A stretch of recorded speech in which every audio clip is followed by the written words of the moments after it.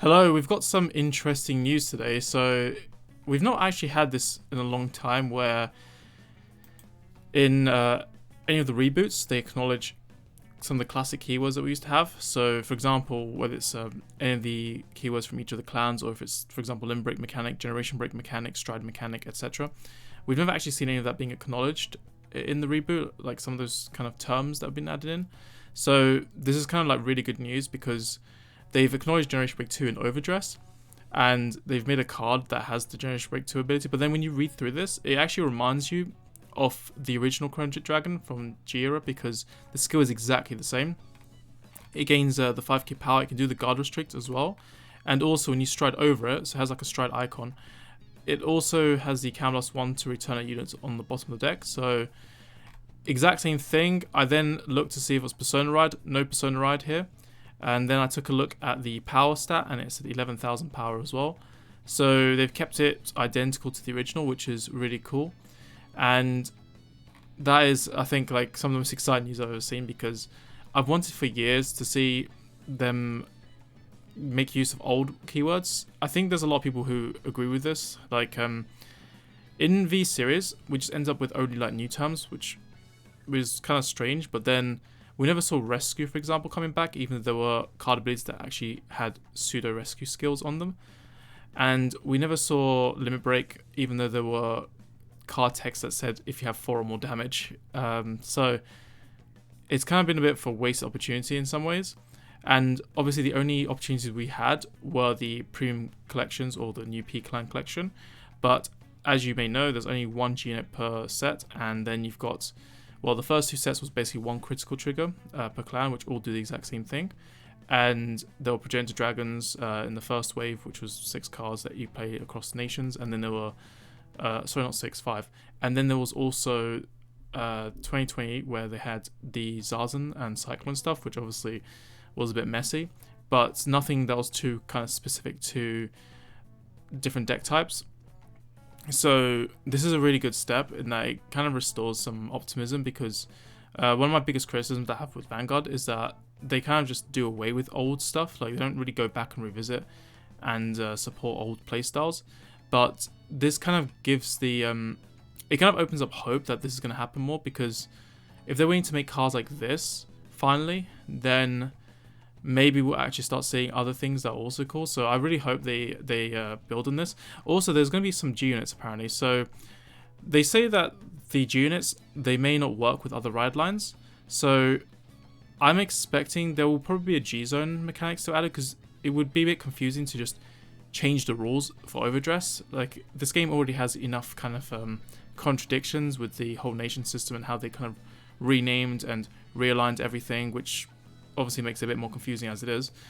But to then add in differences in how the G units work, like by having it in ride deck, for example, I don't think that's going to be the best idea, especially because riding is different to striding. So by keeping it consistent with the rules, it's also good for people getting into premium format. So I think they will have the G zone still apply in this format the same way as usual. So technically any deck can play a G zone in overdress, but because only Chronojet can make use of the G units in this case, I think what will happen is that everyone will just play 0 cards in the G zone, but if they're playing the Chronojet ride line, then it will have the G zone actually adding card into it. That's what I think will happen. And to prevent other decks from using strides, in dark states of course, I think what they'll do is they're going to have a wording within the stride skill itself, where you can only place it over a Chronojet heart. That's what I think will happen, so that way they're not actually changing the rules and making it less consistent. That's probably the cleanest way to do it, if they want to make the units specific to only Chronojet. So we'll see. The one thing I guess people might be concerned about is defense. So when G first started, the issues that people raised was that it was harder to guard back in those days. So there's a chance that maybe there'll be a lot of difficulties with it. We do have 15k shield triggers now, which didn't happen at the beginning of G. In G, all the triggers were 10k shield, so maybe there's some hope. People can technically play front triggers as well that have 20k shield, so it's possible it works out. Honestly, I can't say for sure. So we don't have G Guardians, but we do have some decent shield quality, so that might be a thing. And to be fair, if it's only just a power buff, then well, there's a lot of cards that can gain power anyway. And to be fair, his base is 11k power, so even then it's going to have some challenges. So it might not be that bad. There'll probably be triple drive as well. You are discarding to get the triple drive, so... And then when you consider that overdress bosses are stronger than G bosses anyway on their own, like generally they're kind of like between, I'd say, G era and V era in terms of power level. Obviously G era is more like you just stride to gain power, so they're kind of vanilla anyway a lot of times when they're on the Vanguard, so they're definitely a lot weaker than overdress cards. But then V series cards were obviously the strongest because they had gift markers and they're fast and very easy skills. So that's what I think is going to happen. Let me know what you think though. Do you want to see like more stuff like this? Do you hope that maybe they make use of some of these product sets to actually make stuff that's good for premium in a more tailored way? Because obviously generic nation cards that you can just play in any deck, it's kind of just boring. To be fair, like they're not making stuff that's actually tailored towards certain things in a lot of cases. So unless you're playing like a very generic deck that's friendly towards generics, you're not as likely to make use of them. And of course with these encounters and everything, there's more bespoke cards that you can make, but also with mechanics being applied, there's more opportunities as well. And I think this is good for both overdress and premium because you're making cards that are going to be obviously good for overdress, but then there's also that hope that people can then make use of stuff in premium.